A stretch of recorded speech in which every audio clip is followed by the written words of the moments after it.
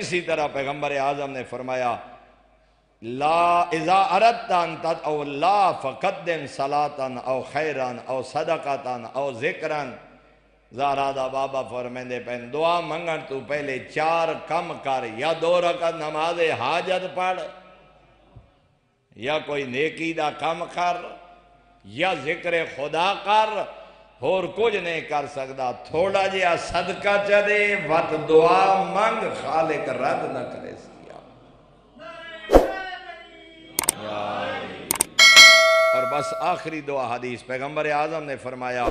لا یزال الدعاء محجوبا حتی یصلی علی وعلی اہل بیتی۔ زہرادہ بابا فرمائنے بندہ جڑی دعا منگے اس وقت تک اس زمین و آسمان دے درمیان معلق رہن دیئے تے اللہ تو پوشیدہ رہن دیئے جب تک میرے اور میری آل تے صلوات نہ پڑے۔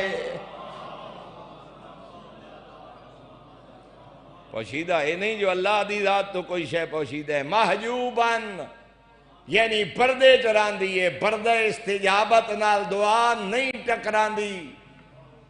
جب تک دعا منگن والا میرے اور میری آل تے صلوات نہ پڑے۔ اور اسے واسطے بھی معصوم نے فرمایا اپنی دعا نو درمیان وچ رکھ، دعا تو پہلے ہی صلوات پڑھ، دعا تو بعد ہی صلوات پڑھ۔ فرمایا صلوات و عبادت ہے جنہوں اللہ کسے حال وچ رد نہیں کریں دا، جدہ دعا دے اول و آخر دعا دے وچ دعا تو پہلے اور آخر درود ہو سی اور درمیان وچ دعا منگ سے، فرمایا او دی ذات کریمی دے کرم تو بعید ہے